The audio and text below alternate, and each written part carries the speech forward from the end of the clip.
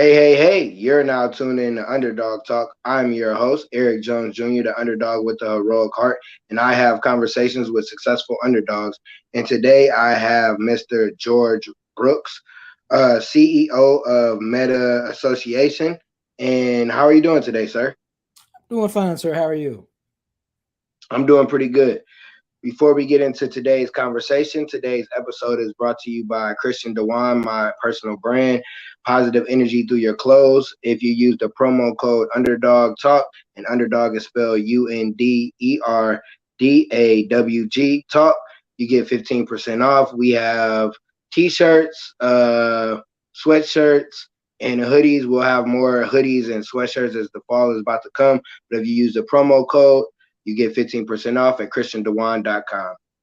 All right, let's get into today's conversation. I think today's conversation is going to be a good one because it has to do with men, mainly black men, which both of us are, mental health. And so, how did you become like an advocate for, before we get into our conversation, how did you become an advocate for mental health? Well, about age 7, I began to realize that I was having some issues as far as how I processed my emotions and my feelings and things like that. And, I was diagnosed with some issues at an early age.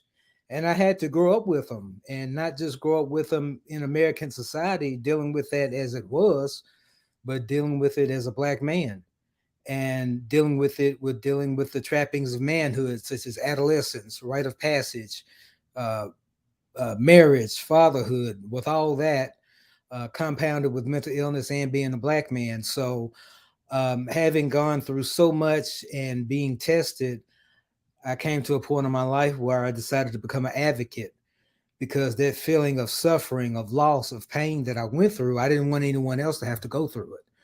And I chose to focus on black men because that's what I am. And I believe in taking care of home first. Charity begins at home.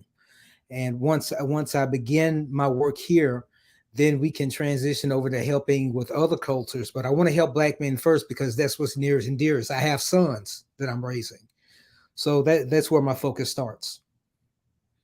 I understand, and I love that you knew that you had, issues that you had to deal with, and you had to deal with them before you could help somebody else out. And sometimes, um, we don't realize what we go through is for other people. You had to go through all those things so you could be a person to be able to help. And then having sons, that's just as important because we know as fathers, like, what's it like to be a black man in America, what you have to go through, throughout your day, things that can happen just because you're a black man.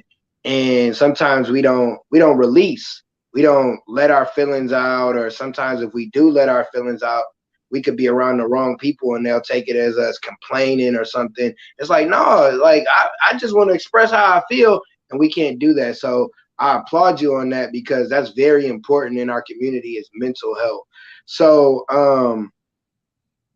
how did you start? What did you do? Like once you got, you together and to help others, did you start like a program? Was it just like, I'm gonna just help a couple people? How did you go about starting to actually help others with their mental health? Well, one thing I started doing was really looking at what helped me, what was effective. Kind of like how Bruce Lee was. You know how he said, "Use what's useful, abandon what isn't." So I looked Hmm. at what techniques helped me. What did I learn from people that was beneficial, and I took the things that really helped and started trying to find ways to utilize them and just trying to help people. I started my nonprofit, went through the proper legal channels, set everything up officially, did everything the right way. I did not do like a lot of us do, and I'm just gonna be honest, it's black folks and piecemeal something together. I made sure I did everything the right way and started to implement some things, started to network, started to get involved with other nonprofits, started to collaborate with other people. And that's really the thing about helping people. You have to collaborate with other groups and just started to do some public speaking, get my message out, talk about my process. And I found that's really been what's helpful to people is talking about what I've been through. You would have thought maybe it would be maybe me come up with a program or a pamphlet and saying, okay, do A, B, C, and D, And it's really kind of been the antithesis of that. It's been mostly me just talking about, hey, this happened to me, and people identifying with that and us going from there. So it's been mostly my testimony, which through by the grace of God I've been blessed with. But that's really been what I found has helped the most people. I love it. I love it. Being transparent and vulnerable. That is helpful. Like when you like, I didn't realize like having my disability and me talking about the things that I overcome, it would help other people. I thought I'm like, well, I just deal with it. But then like people can resonate. They might not have went through what I went through, but something happened in their life, and they're like, man, okay, that okay, a buddy could do it. I could do it, and that's kind of just how it is. And those of us that are advocate for different things to help people, we got to be vulnerable and share that. So I love that you were able to go out there and share. And like you said, you got to make that paperwork, make the paperwork. And that means have the proper paperwork. Don't say, oh, I got a business, oh, I got this, and you don't got the proper paperwork. You don't got nothing legal, because guess what? Uncle Sam, the IRS, they don't play. They don't play. They don't care how big your business is, how small it is. If you don't have that right and you saying you making money and you ain't paid them, oh, they gonna come get you. Right, right. And And so, plus, it's just you want to be better equipped to be able to help people. yep, It's not a lot of money in running a nonprofit. It's really not. It's not about the money. Anybody, and that's one thing I really want to go out of my way to say. With small nonprofits and your community outreach people and your churches and things, one thing I've learned is that I was blessed enough through the grace of God and hard work to survive the pandemic and this current economy that we're in. I've been a one man operation, but I've been blessed to experience tremendous growth through hard work and perseverance. So please support your local communities, support your local churches, your local nonprofits. The old man that sells fruit that does it for the community, support them because they really need your support, not just financially, but even your prayers help. And I think a lot of times those people get overlooked. A lot of times we as Black people don't support our own, and that really hurts us. So let's make sure that we do that because those are the people that are often forgotten. If you don't want to support my nonprofit, fine, but support someone because you never know what that person may be going through. But if they're out there still supporting the community, we owe it to them to serve them as well. that is so true. Like I had a mentor program and I was coaching and all that, but life was happening. Yeah. Like stuff was going on, but I'm still out here. And sometimes people don't realize that. Like when you volunteer, you have a nonprofit, like you said, it's not about money, it's about helping others. And it's like you got to support those people. It's not like nonprofits are things that people volunteer. They're not like making money, so it's not like they're gonna short you. They're not gonna say, oh, whatever. No, it's like go help them, go support them. Like when your kids on a basketball team or whatever sports team, hey, bring the snacks. Maybe come to practice, see how you can help, whatever the case may be. Because like you said, those people are they're doing it from their heart. Like, and you know that, I know that because we're both in the community and doing things like that. And it's like we don't get the support, and it's like you go and support over here, but you don't want to support right here.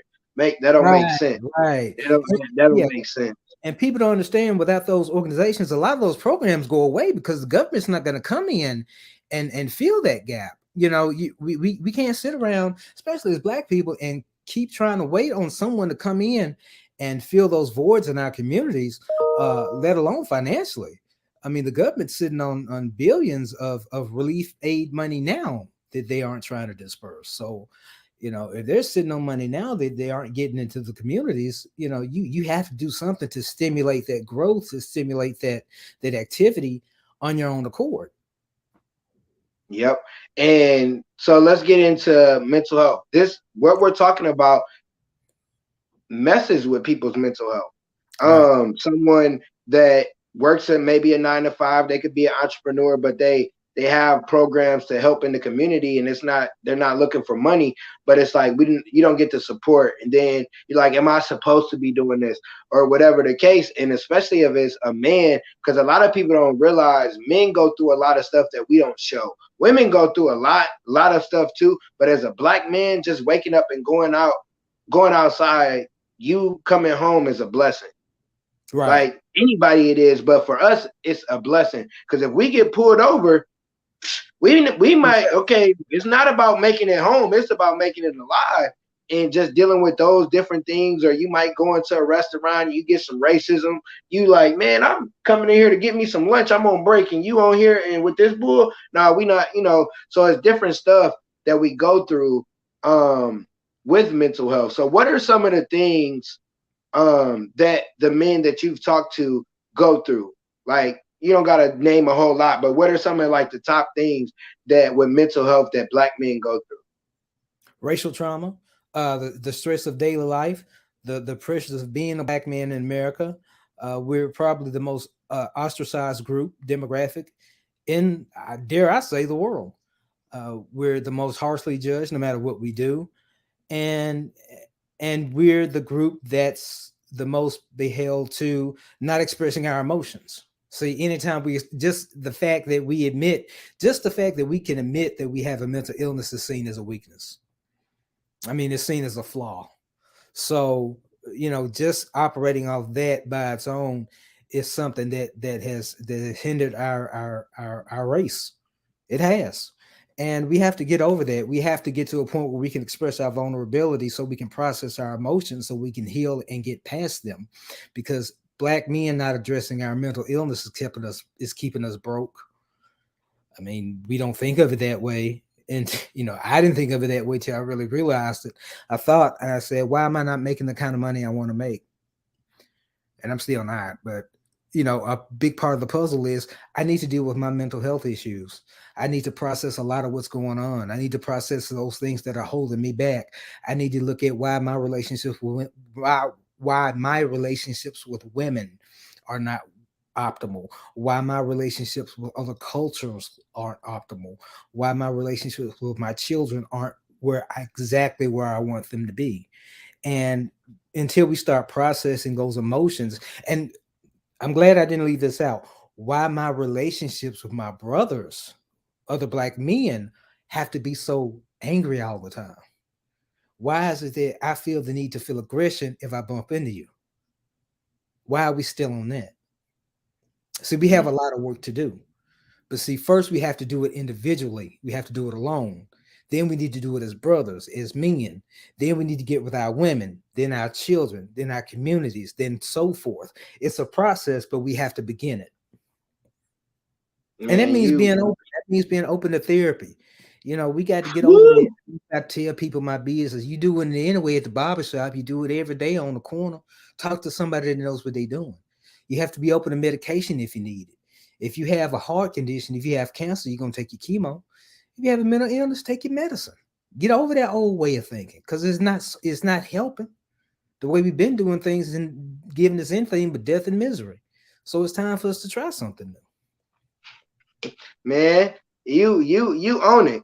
I was just gonna say something about therapy. Like, therapy is helpful. Like, Mhm. if you listening to this, like, go to, if you don't got a counselor, you don't got some type of mentor, some type of positive people that you can go to get that off. You not, like you said, we'll go to the barber shop and talk all day. We'll be on the corner with our homies, or maybe not on the corner now, be on the porch, be wherever, and you talking to your homies, and they like, oh yeah, man, I feel you. You need to talk to somebody to say, hey man, you right on this point, but this part you wrong. Yeah. And to you, like you said, you got to work on you. You got to work on the inner you, and a lot of it is because of the way we used to think, or the generations before us used to think. Because as men, like growing up, like if you had a lot of women, all you was to do, you was that man. But then now, as I'm 36 and I see successful people, all of them married, all of them with that one woman. They not out here in the street sleeping with everybody or doing none of that. And you like, hold on. So everything that they were showing me when I was a shorty, then it ain't. Oh, okay. Especially like with therapy as a black community. Oh, I'm not going to tell nobody nothing. Oh, I'm not going to do that. Why not? What you've been doing ain't working. So if it hasn't been working, guess what? You need to try something different. And mental health is very important. Like you said, sometimes you might got to take some medicine. You might got to do some different stuff that you ain't normally done, but it's gonna help you. Because if your mental ain't right, you can't do nothing. Because you Nothing, get punched in the face by life, and your mental ain't right, you gonna drop down. yeah, Look, and just that like don't that. mean, Go ahead. oh, I was about to say, and just because you might have to seek therapy, I mean you crazy. That's not what it means. It just means Hey, you might everybody somebody. crazy. Everybody crazy. You Yeah, gotta. you know. It don't listen. It don't matter if you a billionaire, if you homeless, if you make 40,000 a year, 50,000 a year, or you make 50,000 a month. Something is wrong. Everybody has some type of flaw. Everybody has gone through some type of trauma to where they gotta fix it. And in life, if you're, it's just like the UFC fight. I don't remember the dude's name. It was a championship. So the Mhm. dude that was a champion, he was whooping Buddy. He was whoop. I'm talking about. I fell asleep. I just knew he won. I woke up and the other dude won because his mental was there. His mental was like, I can take these punches. I can take these hits.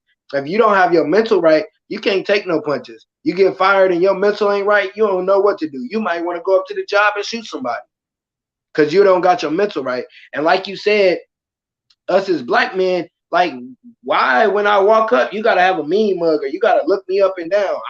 I'm coming in the gas station like you coming in the gas station. Or Right. I'm getting me some food. Like we as black men got to stop with the oh, you from over here or you this and that. It's no, we gotta work together because all the other communities do.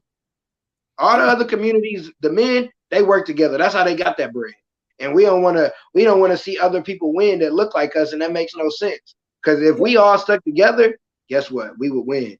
So um I like what you said about the relationship with women. I think a lot of our mental health has to do with that. So speak on like what are some of the things that you personally kind of went through or go through with the mental health dealing with relationships that could help somebody else or just start to start a yeah, how can they help somebody else? Okay. I found that my relationships with women in my life improved once I became accountable and basically cut the bullshit with myself and started looking at what I was doing right and wrong. Until you are accountable for what you do, you can't have a good relationship with anybody else. And once I did that, and once I was a man and said, look, yeah, this is my flaw, this is what I do, okay, and got right with myself, I could kind of see other people for who they are and what they were, and I could appreciate people for who they were. And it really impacted my relationship with women in the sense that I was able to really appreciate womanhood, for what it is. Of course, none of us are perfect, but I can see the goodness in womanhood and appreciate it. I think I have a deeper appreciation for motherhood, for sisterhood and those things. And that's really rewarding for me. And I'm able to see people for who they are instead of me. Let me put it this way: if I'm in a situation and something happens that I don't like, I'm not apt to say, well, all women. Even if I say it verbally, I'm not thinking it. You know what I'm saying? I'm thinking that individual. So you're less likely to generalize. You're able to see more as individuals. So that helps you because you're able to see womanhood for more for what it is. And I'm hoping that maybe women will do this and adopt some of what I'm saying for themselves so that they don't come into it and look at all men as, oh, they all this, that maybe they can see us as individuals too. Because we deal with our trauma and we generalize our pain. We say Mm, hurt and then we say, well, all men, all this, all that, instead of taking our time in life saying, no, this person hurt me. It's not because they were a man. It's not because they were black. It's not because they were white. It's not because they were Republican. It's because they were just a messed up person. But this other woman was good to me. So we have to do that, and we have to kind of learn to sift through our own emotions a little bit more and think, and we have to get to where, especially as men, and listen to what I'm about to say, we have to try to respond and not just react. A response, you take a moment to think. a reaction you just do. And that's going to keep us out of jail more. It's going to keep our pockets looking a little bit better. It's going to make our relationships a lot better. And all that ties into mental health. And that's a lot of why I started my nonprofit mental association. Mm. I love what you said at the beginning, holding yourself accountable. I don't think a lot of people, men, women, hold themselves accountable for their actions. And that's one thing that I learned. I was married, got a divorce, and just after that, I was like, man, I got to hold myself accountable for some of the stuff that I didn't do. I can't say it was this, that, because as a man, we don't realize our energy is the main energy. If you come in the house and you got an attitude, everybody got an attitude. But if Everybody you got it. come in the house, hey family, how y'all doing? Hey, everybody gonna be happy. So we gotta take the accountability as men, like, okay, all right, I had a bad day at work. Let me sit in the car for 5 minutes before I go in the house. Let Perfect. me, or it's, hey, let me call, don't gotta be your pastor, it could be whoever. Let me call such and such and get this off my chest before I go in here because she made me mad this morning and I got an attitude from work and it's about to go down if I go in here. But sometimes we don't do that. Like you said, we react. And I've learned not to react because sometimes you don't know what the other person going through. So it's like, okay, maybe they having a bad day. This ain't normally them, so I'm gonna let this slide. But I'm gonna talk to them when they not on their feelings because I need to address. Hey, you ain't gonna talk to me like that, or whatever the case may be. So sometimes it's like not meant for that moment. Like you can't just always be like, all right, I can't wait till she done talking. I'm about to get on her for what? Right. Right. For what? Right. To Well, cause I'm more glad. problems. Because guess what? You're not gonna win an argument with a woman. You might Nope. as well just be. You not gonna win. So it's like, all right, I hear what she say. Do I respond? Okay, how do I respond? Because sometimes it's how we respond that messes us up, and that's relationship with anybody. And like the last thing, like the last thing you would like. You said some stuff, man. Like you said a lot of stuff that can help us individually. That's where it starts individually, and then realizing how other people don't. I think one thing with mental health, we have to realize other people don't think like us. Me and you could be from the same neighborhood, same age, mom and dad best friends, but we think totally different. So in a certain situation, I'm not gonna do what you're gonna do, and you're Right. not gonna do what I'm gonna do. So you can't be like, well, I would do it this way, and that's a lot of our problems when it comes to with relationships. We're expecting somebody to do or think like us. Everybody don't think like you. So once you hold yourself accountable and you realize, okay, everybody, I'm my own individual. He not gonna think like me. So let me not go cuss him out because he didn't do what I did or what I expected him to do because I thought. And that's a lot to do with mental health. So, um, what do you think about journaling, writing stuff down? How is important is that with mental health? I mean, now that I think about it, I think everybody kind of journals by default anyway because everybody on social media all day. So I mean, Mm, everybody kind of journals anyway. Just look at the mm. things they post throughout the day.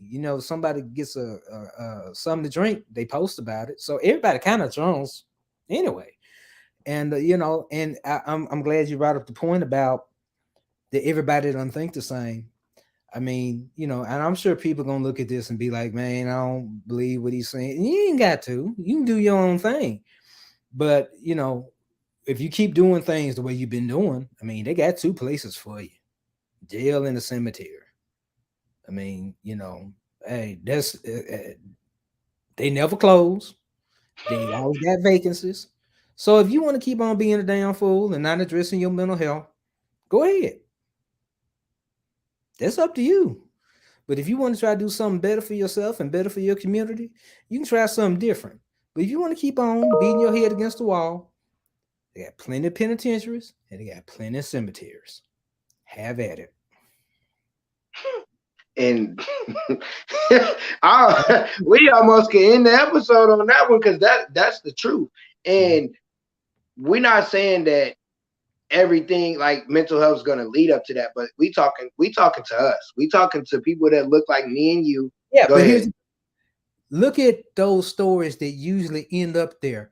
And if you break them down, it's usually a mental health component somewhere in there. that was not addressed, that was not dealt with, where somebody didn't do something along the lines of addressing their mental health that got out of hand that resulted in somebody ended up dead or hurt or incarcerated. Okay. Because they kept doing the same old thing. Yep. Perfect example of mental health and not dealing with it. So I think it happened maybe last week, few weeks, in the last 2 or 3 weeks. A dude caught his girl cheating. I guess she been cheating several times over and over. He takes their kids, kills the kids, and kills himself. That's a mental health issue because there's no reason you would even, if your mental was together, you wouldn't harm your children. You wouldn't want to harm yourself. You would be like, all right, I'm done with you. I ain't even about to keep going back there. Like, why do I keep going back there and you keep doing this and you hurting me? And now I feel the need to hurt me and the kids. That's a mental health issue.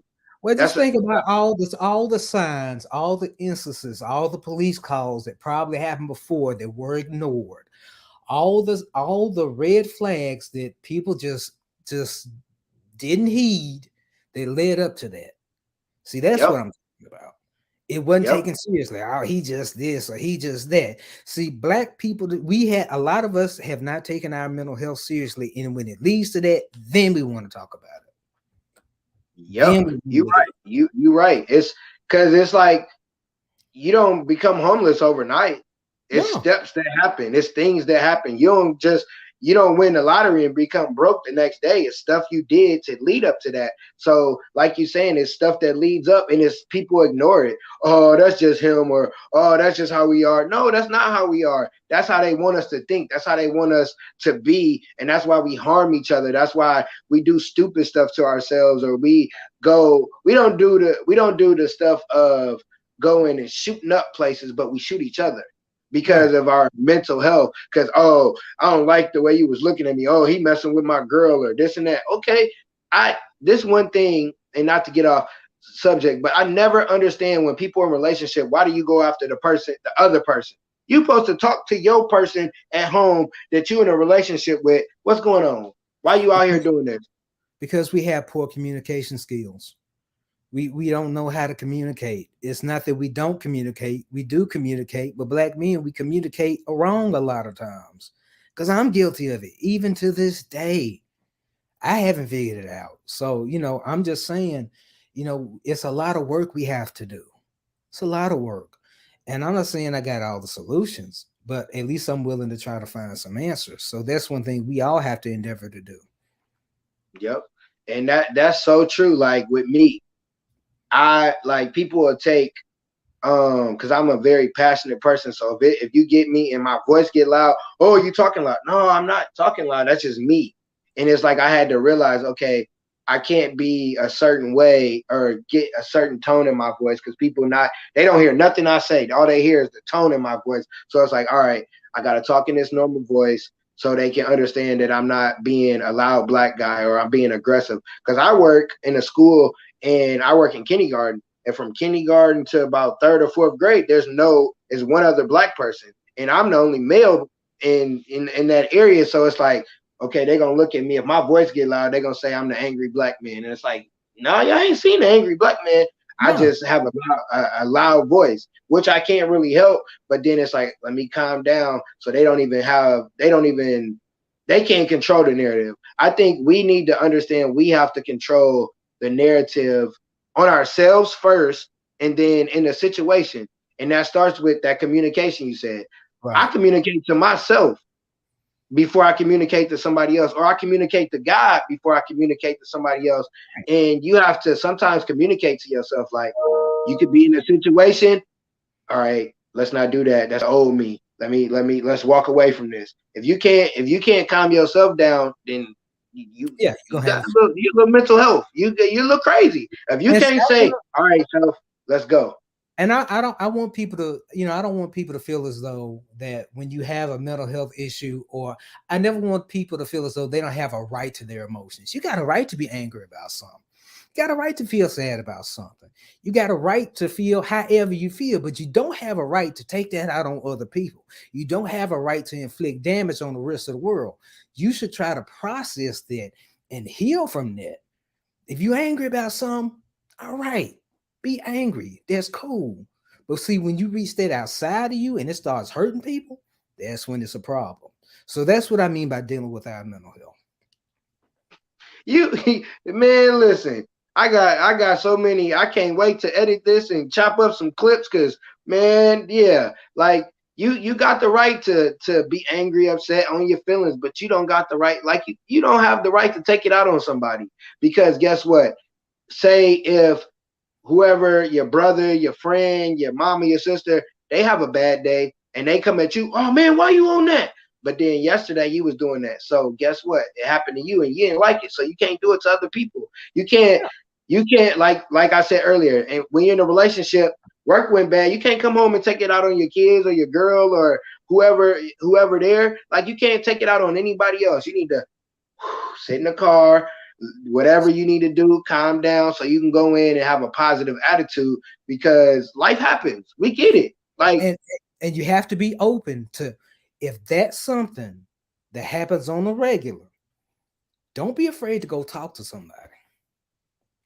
See, that's the thing. See, we have to make that connection between those moments when that's happening all the time, when we having problems at home, to going and talking to somebody.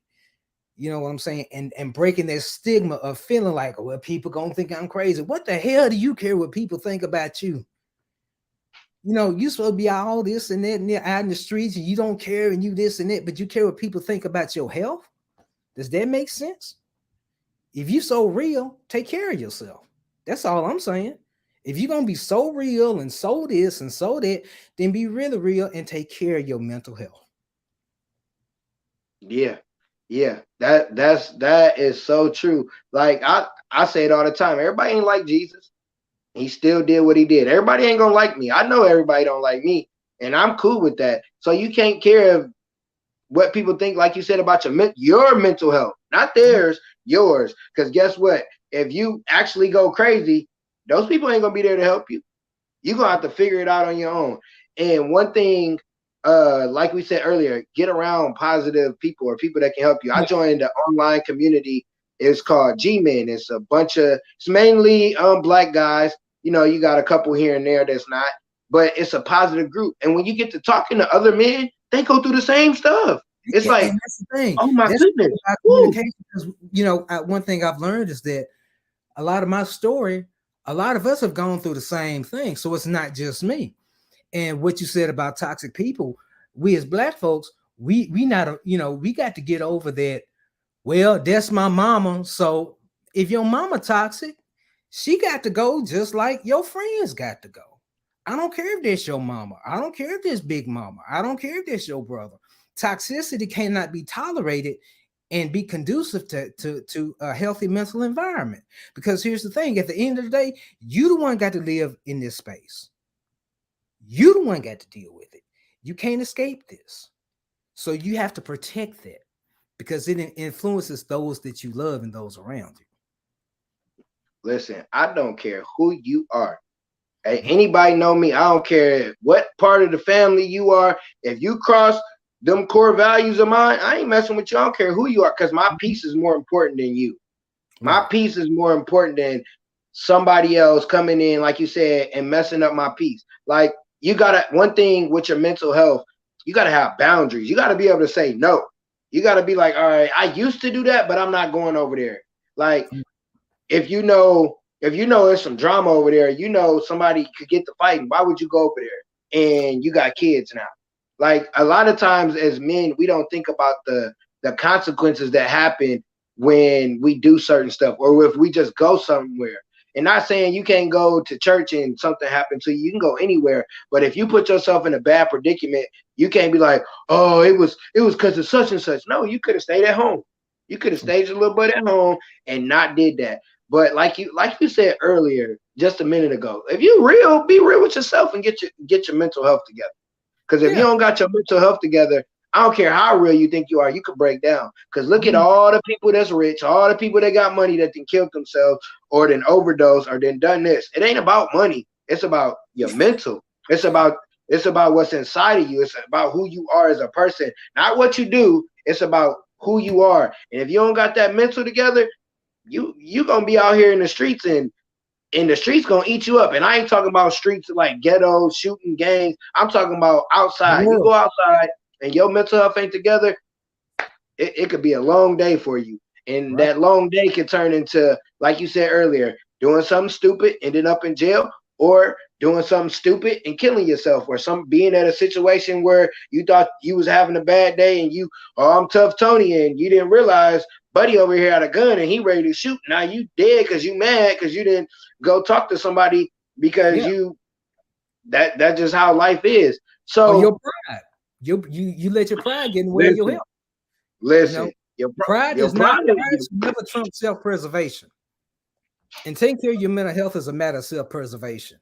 And we have forgotten that, or we were never that was never instilled into us, and now it has to be. So, you your know, pride to get you, your pride to get you 6 feet deep. Your pride to get you behind jail, because I mean behind bars, you got to get that pride in order. That ego, you ain't always got to be tough Tony. Sometimes you got to be like, all right, I'm gonna let this one slide. I made it home today.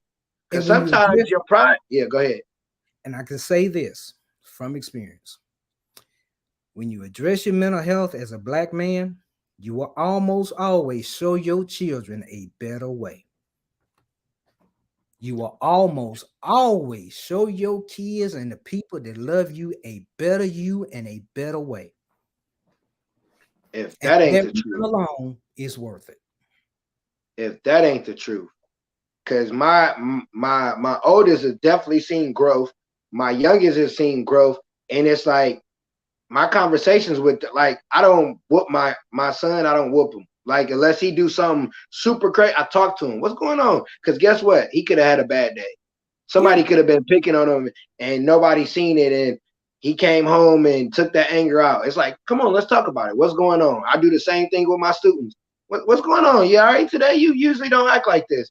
And when you work on yourself, you're able to ask questions. You're able to actually see how somebody feels. Then, oh, they just being bad. No, you can't just do that. Because if you don't have your mental health, you will mess up your kids' mental health. If you don't got your stuff together, you'll take the wrong habits, the wrong everything, and give it to your kid, and then your kid gonna be like you and wait till you 30 and 40 and realize, dang, daddy was jacked up. Daddy was teaching me some messed up stuff. Now I gotta Oh, work through all this. Now I gotta go. If you work on yourself, the other people around you will want to work on themselves, or they'll start doing the stuff that you do as a man. yeah. So I need 3 tips, man. 3 tips that black men can do to help their mental health today. Like when they listen to this episode, they're like, all right, okay, I can do those things. What are 3 things that we can do to help our mental health? All right. Create a safe place for yourself. Find something that you do that's going to bring you peace. Whether it's you taking a drive, as long as it's not destructive and it's not unhealthy. If it's drinking and drugging, then it's not going to help. Try to find something productive that you can do. If it's music, some creative, that's your own space, and try to do it an hour a day. Just your own space away from everybody and protect it. Make this sacred for you, for your own mental health. Number two, try to have relationships with people that are positive.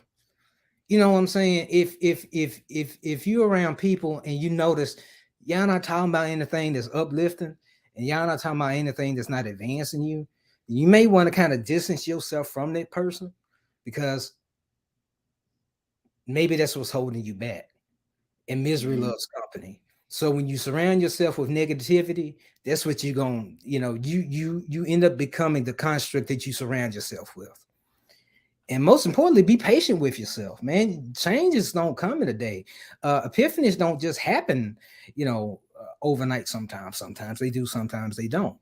So my 3 tips are: find a safe place, a safe activity for yourself that is just your own, not with your woman, not with your kids. It's just for you. And make sure that people know that's your thing. That's your space. You know, be patient with yourself and enjoy the process of trying to heal. So those are my 3 tips. I love that first one. Create a space, and like you said, it could be anything, just something positive. Like me, at the end of the day, I usually watch something funny. I'm usually watching either a stand up or a funny movie, something funny. That's been my thing lately. Like I'm not a big movie person, so it's like it'll take me 30 minutes to find a movie. So I'm like, I'm gonna just pick who I know is funny, or I might watch the 85 South Show because that's always funny. And I watch that and I'm cracking up, laughing, or watch a funny show and that's me because I like to laugh and that helps. And I've noticed that that's helped. Like, or at the end of the day, I play spades on my tablet. Like I'm either making myself laugh or I play spades, and that's my thing before I get ready to go to bed. That's my little wind down. So those things are important. Or you might catch me having a Right. whole concert, and I'm in here jamming, I'm here dancing. It's just me because I learned to enjoy my own company. So that's gonna help you with your mental health to be able to enjoy yourself. Because sometimes your mental health can be jacked up if you can't even enjoy it. If you can't sit and enjoy yourself, if you need other people around, yeah, your mental health a little off. And when So it go ahead. gets to that point, you really, and one tip to recognize that, sometimes it gets to a point where you really need to just go and bite the bullet and talk to somebody. And you could do it confidentially. You don't have to go Mhm. and disclose all your business. You can go talk to people discreetly, but if you get into the point really where you can't enjoy anything, then you at the point you need to seek help. And there's no harm in that. So, you can always, reach out to local organizations or my nonprofit. You can reach me at metaassociation.org. You can email me at gbrooks at metaassociation.org. I do respond to everything personally, so I can offer any assistance I can or point you in the right direction. I love it. I love it. So you already gave people how they can reach you. Before we get out of here, I need a quote. It could be your quote, it could be a quote you live by, it could be a quote you saw, but we need a quote from you. This is a quote. I don't know. I don't know who to credit this to, but how you do anything is how you do everything. I've heard that before. Yes, definitely. How you do anything is how you do everything. I promise I try to tell my son that, like, dude, if you over here and you doing good at these games and when it's time for basketball, you need to do the same thing. And that's the Mhm. same thing with me. Like if I'm good at podcasting, I need to be good at everything. I need to be good at everything that I do. And once you realize that that one thing that you're really good at, you can be good at everything else, it'll help you in the long run. Man, That's right. I appreciate this conversation. It was very wholesome because it was transparent, it was vulnerable. Just two black dudes talking about mental health, which you don't always catch. Like I'm gonna share this out with all my homies, all the people, like so they can hear this because this is the kind of conversation that we need to have as Yeah. black men because it's a healthy conversation. We can talk about LeBron stats, who this, that, and the third, but sometimes more so than others, we need to talk about our mental health because when you talk to somebody else that look like you, 9 times out of 10, they going through some of the same stuff you going through, and it's like, Yeah. oh man, now y'all can work together and help each other out, become accountability partners. Hey man, when I'm going through some, can I call you? Yep, call me anytime, and that's how things work. That's how you get a positive person rather than just talking to somebody about nothing. Because if anybody know me, if you get to talking about nothing, I will get off the phone with you. I don't care who you are. Hey, I gotta go. I do not do small talk unless it's like I'm talking to somebody and we ain't talked to them and we catching up. But again, man, I appreciate you. I appreciate what you do. Where you stay in Texas? What part of Texas? Dallas. Dallas. Dallas. So you repping Dallas very well. You're helping people in your community. And Um, I'm originally from Memphis, so I split my time between Dallas and Memphis. So those two cities have my heart. So I'm doing my best for both of them. I love it. I love it. You in two different cities, two different main cities that definitely need it. I know Memphis, they go through a lot of violence and all that different stuff. And a lot of that is from mental health. So again, man, I appreciate everything that you do. You told everybody how they can reach you. If you want to reach me, Underdog Talk, on any platform, Facebook, Instagram, uh, YouTube, on LinkedIn, Eric Jones Jr. I post stuff about the podcast on there. You can email me at underdogtalkpodcast@gmail if you want to tell me what I'm doing bad, what I'm doing good. If you want to know more about a guest, maybe you didn't get the information. I will have all your information in the show notes. You got any closing words? Uh, this was fun. I thank you for having me on. And I thank everybody for watching. And you can reach me at metaassociation.org. And I look forward to hearing from you. All right. And on that note, peace. One love.